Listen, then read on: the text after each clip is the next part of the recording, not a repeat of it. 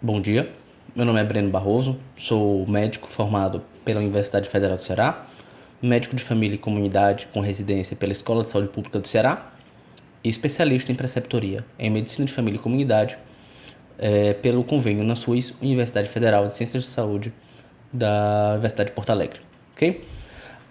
Nós estamos adentrando mais ainda o nosso módulo de saúde mental.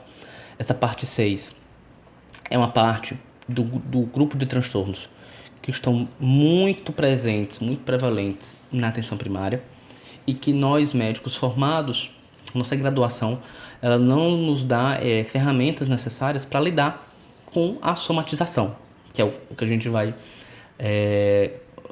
abordar agora. Por quê? Porque nós não somos treinados para lidar com a longitudinalidade do cuidado.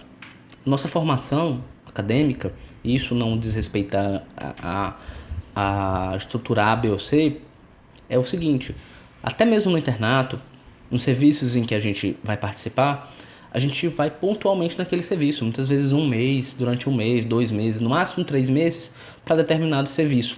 A gente acompanha o serviço, entra em contato com aquela pessoa que adoeceu durante aquela situação, toma uma conduta médica e, por causa do rodízio, do serviço, da nossa formação, a gente não tem mais contato com aquela pessoa.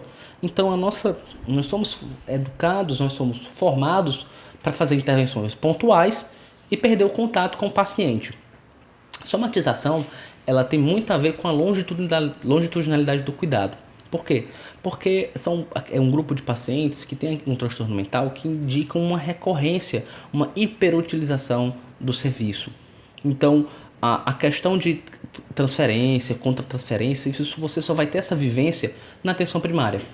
E inserido na atenção primária, não só no internato de saúde comunitária, porque mesmo no internato, às vezes você fica 3, 4 meses e tem pouca vivência, pouco contato com os pacientes que são os hiperutilizadores, por exemplo. Então, a gente precisa ter esse reconhecimento quando a gente vai pensar em somatização. É um grupo de transtornos mentais graves, complexos, crônicos, de difícil resposta, certo?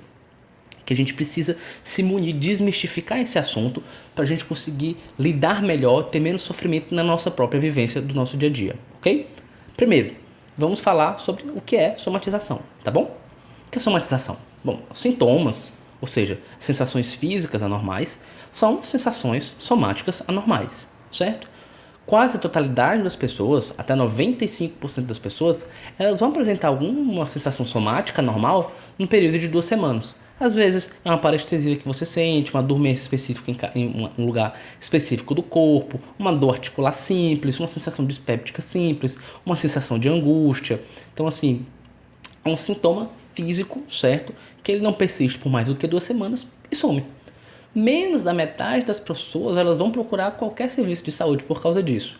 Não é a presença da sensação somática anormal que leva uma pessoa ao serviço de saúde. É muitas vezes ou a sua intensidade ou a sua cronicidade, certo?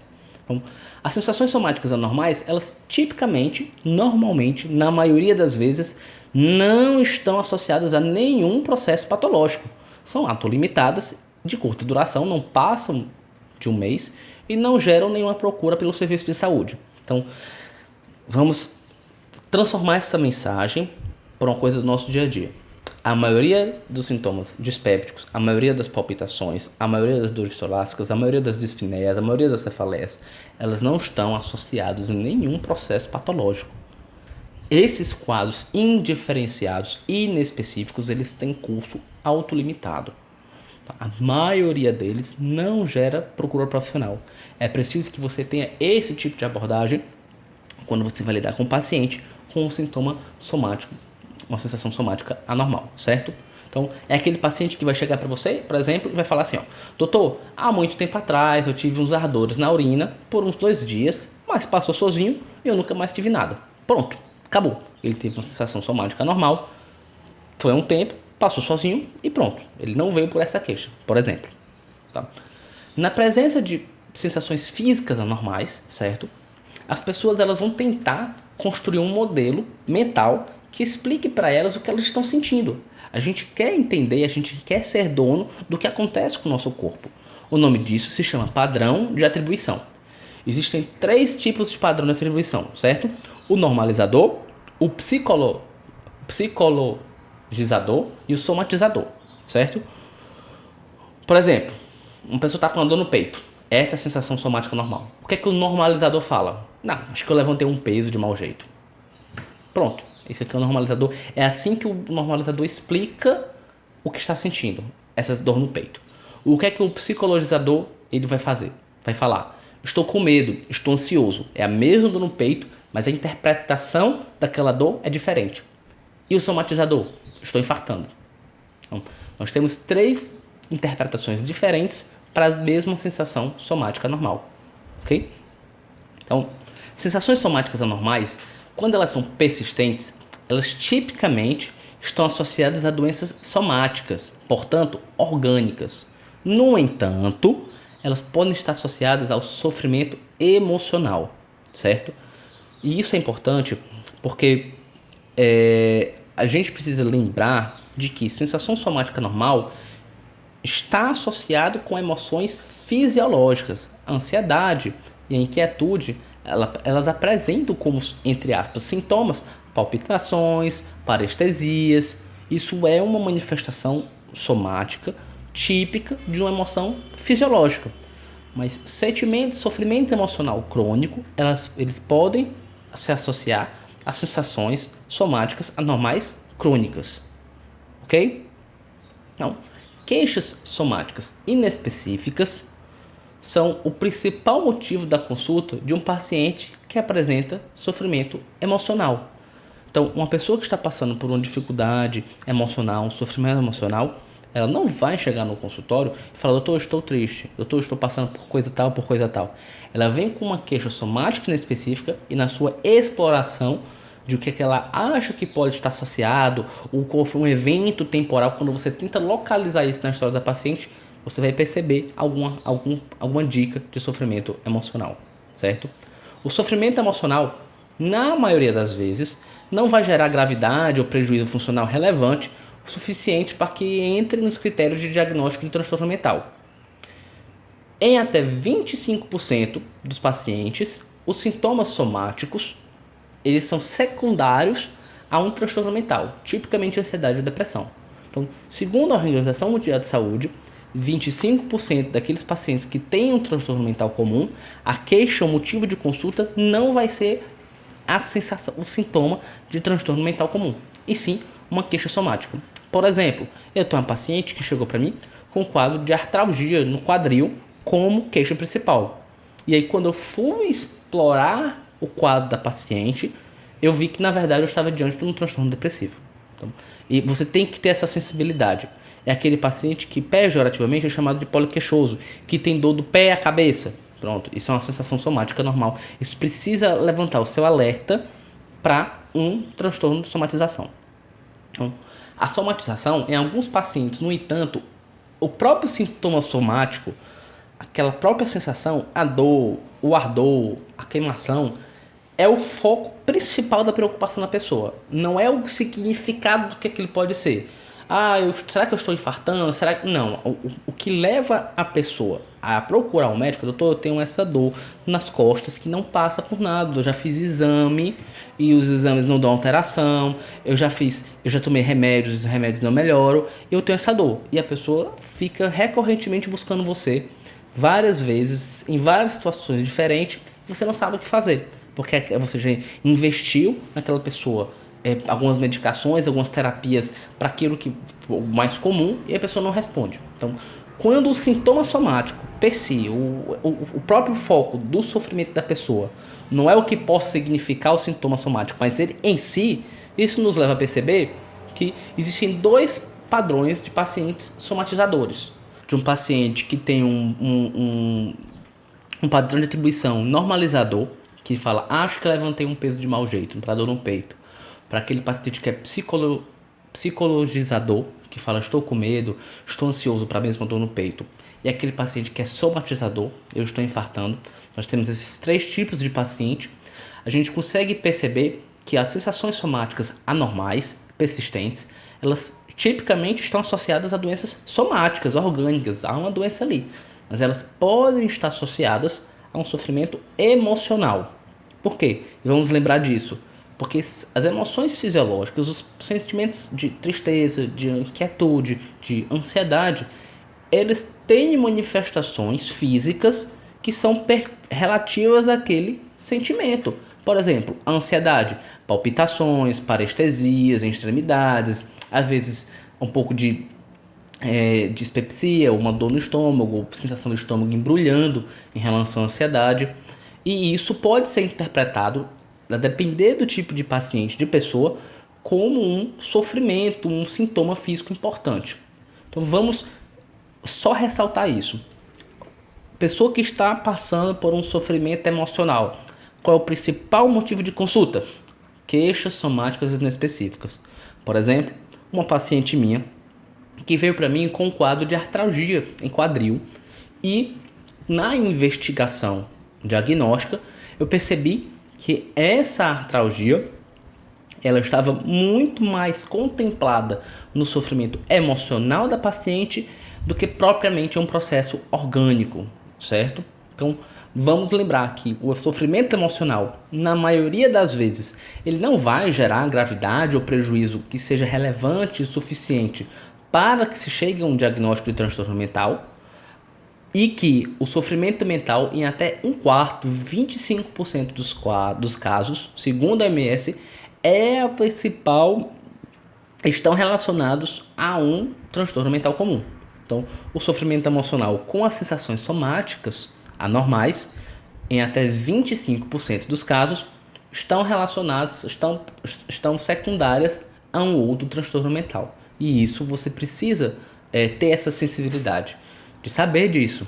Repetindo, em até um quarto dos pacientes que vêm com uma queixa somática anormal, quando você explora, você percebe que há um sofrimento emocional, mental, secundário a um transtorno mental comum. Um quarto dos pacientes. Nós precisamos ter essa sensibilidade para identificar esses pacientes, porque senão nós vamos estar procurando doença somática, disfunção orgânica, em sofrimento emocional, em transtorno mental. E aí são aqueles pacientes que vão ficar taxados pejorativamente de poliqueixosos, certo? Então, nesse grupo de pacientes, em um grupo de pacientes em que o sintoma físico, ou seja, a sensação somática normal, per si, ela é o foco da preocupação, nós temos aí aquele paciente que é o somatizador. Existem dois tipos de pacientes somatizadores. Aquele paciente que é um somatizador agudo, por exemplo, em que o sintoma somático é deflagrado por algum evento estressor. Vamos lá. O paciente presenciou uma briga e começou a ter palpitação, dor no estômago. Pronto, há um somatizador agudo. É um evento deflagrado. O paciente desenvolve a sensação somática normal e o paciente depois some, certo? Por exemplo, um transtorno conversivo. Esses costumam ser menos graves, tá certo? Por exemplo, doutor, vez ou outra tem uma crise de gastrite. Aí você pergunta, o senhor já percebeu se ela piora quando o trabalho fica mais pesado? É verdade, doutor. Agora que o senhor perguntou, percebo que piora. Mas isso não tem nada a ver, ou tem? Então, a pessoa, na maioria das vezes, ela não consegue fazer o link, ligar a sensação somática com o sofrimento emocional, certo? Mas você tem que trabalhar isso. Isso, inclusive, faz parte do seu plano de cuidado. Então, isso é um exemplo, por exemplo, de um somatizador agudo. O somatizador crônico, esse é um grupo de pacientes mais complexo. É um grupo de paciente mais grave, tá certo? Porque o transtorno, em sendo crônico, ele causa grande impacto funcional diário. E isso repercute também em mais uso do sistema de saúde. Dentro desse grupo dos pacientes somatizadores crônicos estão as síndromes funcionais. Entre elas, a fibromialgia, a síndrome do intestino irritável, a dor pélvica crônica, a fadiga crônica, a cefaleia crônica. Então vejam a dorsalgia crônica, a dorsalgia não associada sem red flags. Então vejam que são dos transtornos, das enfermidades, das entidades de saúde, das que mais impactam em funcionalidade, das que mais impactam em produtividade, Então isso é um problema de saúde público, ok, pessoal? A gente tem que ter esse olhar sensível de que aquele paciente que tem uma dostalgia, que já tem exame de imagem que não corrobora a gravidade da dostalgia, e em vez dele ficar taxado como entre aspas, atestadite, ele é um paciente somatizador crônico que precisa ser abordado. Então, diante disso, dessa introdução sobre somatização, finalmente chegaremos a uma definição. A somatização é uma manifestação de fenômenos mentais como sintomas físicos. Pegando aquele mesmo exemplo da gastrite, temos 3 falas de paciente, certo? Sempre que estou ansioso, tenho gastrite. Esse é um tipo de paciente. Eu tenho essa gastrite há muito tempo. Aí o paciente traz para vocês diversas endoscopias que são laudadas com pangastrite e erantematosa leve. E outro paciente chega: estou sem condições de trabalhar por essa gastrite. Veja que é a mesma gastrite, mas são 3 maneiras, 3 discursos diferentes. Nós precisamos identificar esses discursos, porque também a gente não pode dizer que tudo é somatização. Existem algumas pessoas que, infelizmente, só querem ganho secundário, só querem tirar proveito da situação. A simulação. E simulação não é doença, certo? Então, o que é a somatização? Em a sua definição. O que é um transtorno somático? A preocupação com o sintoma somático se sobrepõe à preocupação com o sofrimento mental. Então é aquela pessoa que você, quando explora a anamnese, você vê que há uma disfunção familiar, uma disfunção social importante, há um contexto de sofrimento mental importante, mas a pessoa só quer saber de resolver aquela dispepsia, só quer saber de resolver aquela cefaleia, entendeu? Então a pessoa desvia, o foco da pessoa não está em possíveis causas, em sim naquele evento, a consequência em si, que é o sintoma. A preocupação se manifesta com pensamentos ou sentimentos persistentes. A pessoa se encontra persistentemente irritada porque, abre aspas, fecha aspas, ninguém se resolve o problema dela, certo? Comportamentos excessivos. Durante a minha vida profissional, eu lidei com casos de pacientes que elas procuravam serviços de urgência, mais de um serviço de urgência por dia com a mesma queixa. Há anos. Então, aí é um paciente somatizador, certo? Então, são comportamentos excessivos, mal adaptativos a esses sintomas.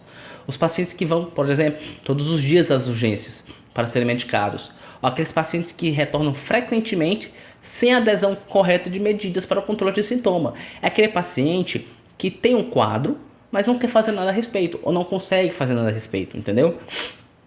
Então, e isso foi uma mudança, esse próximo slide foi uma mudança muito importante na definição de transtorno de somatização. Porque antigamente a definição de transtorno de somatização ela exigia que não houvesse nenhum transtorno patológico orgânico associado. Atualmente, o último entendimento é que a presença de doença orgânica não exclui o diagnóstico de somatização. Por exemplo, você vai deixar de dizer que uma síndrome dispéptica crônica é somatização porque tem uma EDA, uma endoscopia digestiva com uma pangastrite leve? Não há uma proporção entre o achado patológico e o sintoma somático e a repercussão funcional do sintoma somático. Então você não pode excluir o diagnóstico de somatização se houver um exame alterado, uma radiografia alterada, uma endoscopia alterada. Por quê? Porque o foco do transtorno somático é que são os pensamentos persistentes e nas mudanças comportamentais que elas gravitam ao redor do sintoma somático. Aí é que está o transtorno, certo? É no pensamento e na mudança de comportamento associada ao sintoma, independente de haver algum distúrbio orgânico de base que não seja compatível com tanta mudança comportamental. Você vai deixar de diagnosticar uma lombalgia somática por achados inespecíficos numa radiografia, por causa de um bico de papagaio?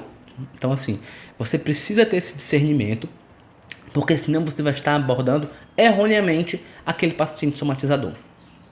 A manifestação somática ela vai variar de um espectro de continuidade, desde o desenvolvimento inconsciente dos sintomas somáticos, que aí é o transtorno somático, tá certo? Até os sintomas que são simulados conscientemente para o ganho secundário. Então nós temos aí três tipos três entidades patológicas.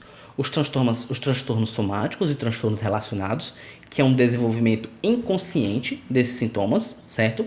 Os transtornos factícios, que é a antiga síndrome de Munchausen, tá certo? Que existe um desenvolvimento consciente do sintoma somático, mas sem ganho secundário. Normalmente esses transtornos factícios, que a gente não vai abordar aqui, porque é um quadro bem mais complicado, bem mais grave, bem mais específico. Os transtornos factícios, eles estão relacionados a distúrbios de personalidade graves, tá certo? Então, há um desenvolvimento consciente de um sintoma, certo? Mas não há um ganho secundário. É a simples relação, é a simples necessidade de estar dentro de uma relação de dependência médico-paciente. Isso é um transtorno factício. E a simulação. A simulação é uma simulação, é um sintoma que é simulado conscientemente para ganho secundário. Aí é simulação e não é considerado transtorno psiquiátrico, tá certo?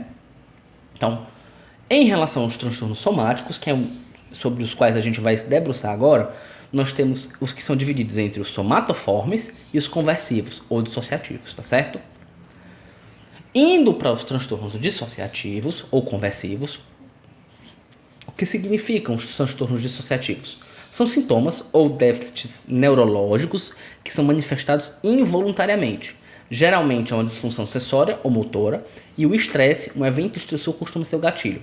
Vamos pensar num transtorno dissociativo como um AVC, certo? É o que o pessoal pejorativamente chama de PT, ok? É um transtorno, é um quadro de instalação súbita em que mimetiza um acidente vascular cerebral, certo? Mas não tem uma distribuição anatômica lógica, ou seja, há uma anestesia em diversas raízes nervosas, há uma paresia que não pega raízes nervosas específicas. Geralmente, esses quadros clínicos são autolimitados e breves, mas podem existir quadros crônicos, pessoas que sempre vão ter aqueles episódios quando são expostas a um evento estressor, que são quadros mais graves. Mas a maioria das vezes, o transtorno dissociativo, ele é um quadro, está relacionado a um quadro agudo, a uma manifestação aguda, ok? Então, vamos tentar fazer essa associação, desconstruir esse nome, vamos abolir esse nome de PT, certo? E vamos dizer que é um episódio conversivo, um episódio dissociativo. É mais humano com a pessoa e baliza melhor a sua conduta.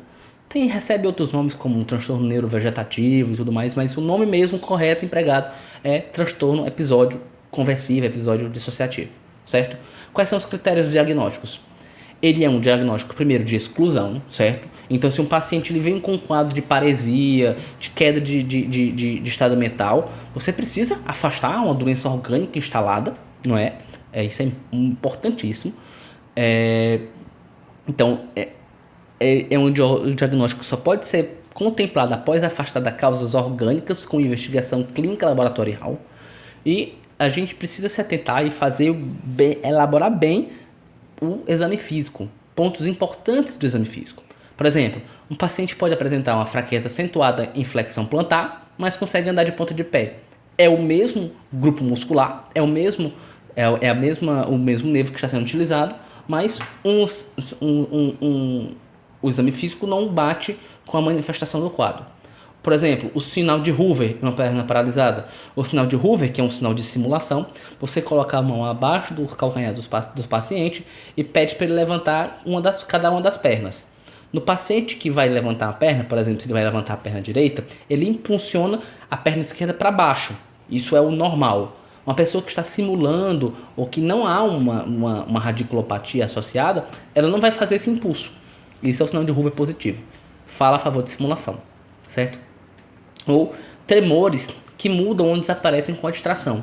Muito interessante isso, a questão do tremor, que é uma colega, uma médica que eu supervisiono, atendemos uma paciente que vinha com um quadro de tremor, muito ansiosa em relação ao tremor, mas que durante a conversa o tremor parava. E não era um tremor intencional, porque quando a gente começava a perguntar sobre tremor, o tremor voltava. Mas a gente distraía a paciente e conversava sobre outra coisa, o tremor sumia. Então, veja que é não bate, o quadro clínico não está correspondendo. Então, diante de pacientes assim, qual é a terapia medicamentosa, qual é o teu plano de cuidado? É muito complexo, de novo, ressaltando. A base da abordagem de um paciente com transtorno dissociativo é o vínculo, a psicoterapia de suporte. Em pacientes com caso crônico recorrente, é preciso acionar a psicoterapia, é uma abordagem multidisciplinar, porque a gente tem que abordar o sofrimento da pessoa nas suas diversas manifestações, seja a dor física, a dor emocional, o medo, relações interpessoais. É preciso fazer toda essa rede de cuidado, essa rede de saúde para aquela pessoa, de amparo para aquele sofrimento, tá certo? E se houver outro transtorno mental de base, tratar. Os transtornos somatoformes, certo?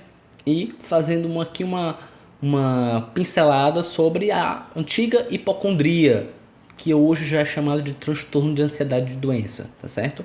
Então, o que são? Em relação aos transtornos dissociativos, certo? Ou somatoformes, são pacientes que apresentam múltiplas queixas físicas persistentes, certo? Associadas, de novo, a um comportamento excessivo e mal adaptativo que giram em torno desse sintoma. O problema é o sintoma em si, não o que ele significa, tá certo? Os sintomas, eles não são voluntariamente induzidos. A pessoa não tem controle sobre o aparecimento ou sumiço daquele sintoma. Ele é inconsciente, involuntário, tá certo? Não é simulação. Lembrando sempre que o transtorno somatoforme, ele pode ou não estar acompanhado de doença orgânica. O paciente, nos transtornos somatoformes, eles não estão conscientes do vínculo do quadro do quadro psicológico com o transtorno com sintoma somático anormal. Ele acredita que é uma doença física e ela não está sendo propriamente tratada. E isso tensiona muito a relação médico-paciente. As queixas físicas geralmente se iniciam antes dos 30 anos e a maioria dos pacientes tem múltiplos sintomas somáticos. A base do sofrimento não é só o sintoma, mas as preocupações sobre o sintoma são intensas o suficiente para perturbarem a vida diária. Os pacientes, eles preocupam-se com as consequências dos sintomas, têm pensamentos catastróficos e são difíceis de tranquilizar. Quando a gente tenta abordar, eles vão achar que a gente está menosprezando o que eles estão passando. E a gente precisa reforçar aqui, nos pacientes somatizadores crônicos, a sua entrevista, seu método de entrevista, do método clínico que você usa, tem que ser centrado na pessoa. Você precisa criar um vínculo, porque esse vínculo é a principal ferramenta terapêutica daquele paciente, tá certo? Os sintomas angustiantes ou perturbadores da pessoa, estamos falando de transtorno, então nós estamos falando de um período maior de 6 meses, certo? Além disso, como é um transtorno somatoforme, a gente tem que ter os pensamentos desproporcionados, persistentes, sobre a gravidade dos sintomas, ansiedade persistentemente alta sobre a saúde, tempo e energia excessivamente gastos com os sintomas ou com as preocupações sobre a saúde. O manual de doenças mentais, de estatística, o MSD-5, ele fala no termo doc shopping, que a pessoa ela vai para diversos médicos, para ter a abordagem de diversos médicos, para encontrar aquele médico que, desavisado, tem uma abordagem mais dentro do que aquilo que a pessoa quer, entendeu? É aquela pessoa que muda constantemente de médico. O tratamento, de novo, o vínculo é fundamental no sucesso do tratamento. Por quê? Porque é um tratamento que ele é baseado em confiança. É preciso muita psicoterapia. Então a gente precisa desconstruir aquela barreira que a pessoa construiu de que o problema dela não está sendo abordado corretamente. E a gente precisa fazer com que a pessoa ligue o sofrimento emocional ao sofrimento físico, não excluindo uma doença orgânica. Você tem que reforçar que o transtorno orgânico que ali está não explica suficientemente bem tudo isso pelo que ela está passando, que você está tratando dentro da medida do possível a alteração orgânica, mas que existe um fator não orgânico, somático, muito mais relevante para o caso, de uma melhora gradativa, crônica, certo? Para que a pessoa desconstrua a expectativa da pessoa de imediatismo, certo? Para que ela consiga resolver esse sofrimento. É muito difícil isso, mas a gente precisa sempre ser o mais físico, o mais palpável, o mais objetivo possível. Então, o que eu quero dizer? Que quando você vai abordar, quando você se depara com um sofrimento somático, uma pessoa, um somatizador crônico, você precisa falar, olha, você sente isso, você passa por isso há tantos meses, tantos anos. Não vai ser do dia para a noite que a gente vai conseguir superar isso. A transformação é paulatina, a abordagem é múltipla. Você precisa reforçar para a pessoa, primeiro, a importância com o vínculo com a equipe de saúde e, segundo, a importância da adesão da pessoa ao tratamento. Porque os pacientes somatizadores crônicos, muitas vezes, eles se auto-sabotam, ok? Mas isso é inconsciente. Então, agora falando de um subtipo específico dos transtornos somatizadores, que é o que é mais famoso, assim, o que vem mais, é de maior conhecimento e que tem uma prevalência maior, que é a hipocondria, que hoje já é chamado de transtorno de ansiedade de doença, porque explica melhor o quadro do paciente.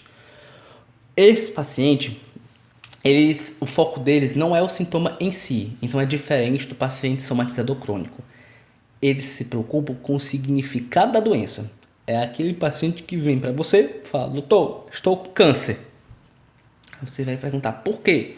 Não, porque eu estou com dor na costa e eu li na internet que dor na costa é uma metástase e eu estou com câncer.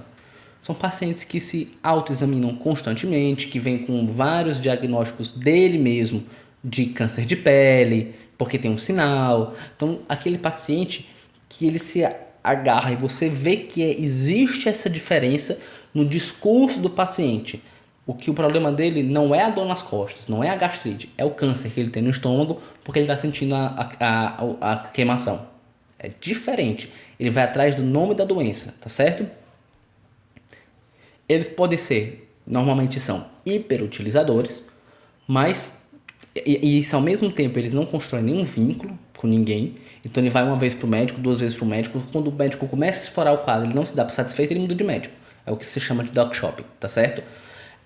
Ou eles podem não ir para ninguém, eles podem não confiam, os médicos não dizem que é, não sabem o que é. Eles podem também ser pacientes também muito faltosos. Os sintomas somáticos, eles são mínimos ou inexistentes, certo? Então, às vezes é uma pequena queimação, um câncer inicial e tudo mais. Então, a preocupação é muito maior na doença, no significado de uma possível doença, do que propriamente no sintoma. A preocupação, o foco do distúrbio, o foco da preocupação é ter ou adquirir uma doença grave, certo?